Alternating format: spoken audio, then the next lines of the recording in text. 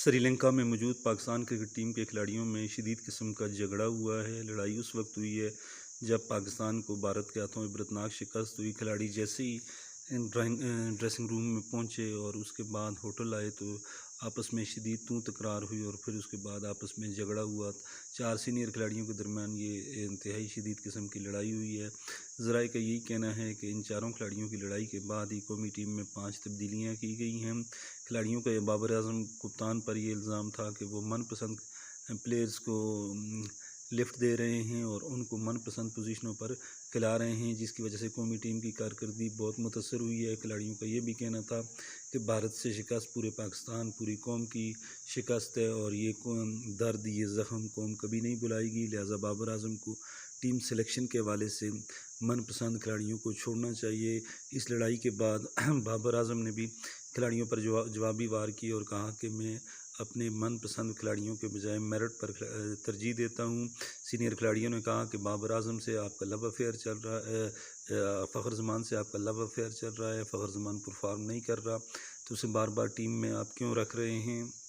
جس کے جواب میں بابر اعظم نے کہا کہ فخر زمان میچ ونر پلیئر ہے اور اس نے ہمیشہ بہت اچھی کرکٹ کھیلی ہے۔ قومی ٹیم جب بھی مشکل میں ہو تو فخر زمان نے سنچریاں بنائی ہیں۔ آسٹریلیا ہو یا بھارت ہو یا دیگر جتنے بھی ملک ہوں، ان کے خلاف فخر زمان کی کارکردگی بڑی شاندار ہے، لیکن سینئر کھلاڑیوں کا یہی کہنا تھا کہ فخر زمان آج کل مسلسل فلاپ ہو رہے ہیں تو آپ ان کو ٹیم سے ڈراپ کر دیں۔ اسی طرح امام الحق کے حوالے سے بھی سوالیہ نشان سامنے آئے ہیں۔ افتخار احمد، آغا سلمان اور دیگر جو فاسٹ بولرز ہیں ان کے حوالے سے بھی بہت سیریس قسم کی ڈسکشن ہوئی ہے اور ذرائع کا یہی کہنا ہے کہ پی سی بی کی جو مینجمنٹ کمیٹی ہے، ذکا اشرف اور ٹیم مینجمنٹ میں بھی اختلافات سامنے کھل کر آ گئے ہیں۔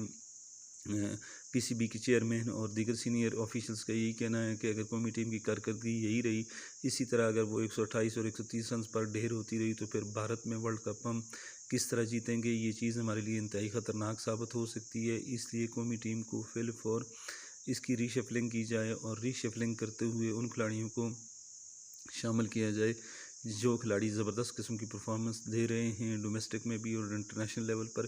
اسی وجہ سے زمان خان اور شاہ نواز دھونی کو پاکستان سے سری لنکا بھیجا گیا ہے اور سری لنکا کے خلاف میچ میں بھی وسیم جونیئر، محمد نواز کو ٹیم میں شامل کیا گیا ہے۔ اسی طرح زمان خان ٹیم میں شامل ہوں گے، سعود شکیل جو ہیں وہ بھی ٹیم میں شامل ہوں گے، محمد حارث بھی ٹیم میں شامل ہوں گے۔ حارث نے T20 ورلڈ کپ میں شاندار قسم کی بلے بازی کی تھی، اگر آپ کو یاد ہے تو جنوبی افریقہ کے خلاف جو انہوں نے چھکا لگایا تھا وہ اپنی مثال آپ تھا اور تمام کمنٹیٹرز حیران و پریشان ہو گئے تھے کہ اس طرح کا شاٹ اتنے تیز گیند باز کو کس طرح لگایا جا سکتا ہے۔ اور اسی طرح سعود شکیل نے ڈومیسٹک کرکٹ اور ٹیسٹ کرکٹ میں یادگار اور تاریخی قسم کی کارکردگی کا مظاہرہ کیا ہے۔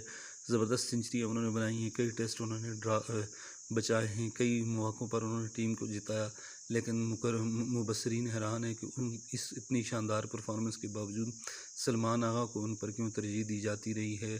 اور یہی مبصرین کا کہنا ہے کہ سری لنکن پچز پر آئیڈیل قسم کی کرکٹ کھیل سکتے ہیں سعود شکیل، اور انہوں نے جس طرح ڈبل سنچری کی اور دیگر جو ان کی پرفارمنس رہی سری لنکا میں وہ شاندار ہے، وہ بے مثال ہے۔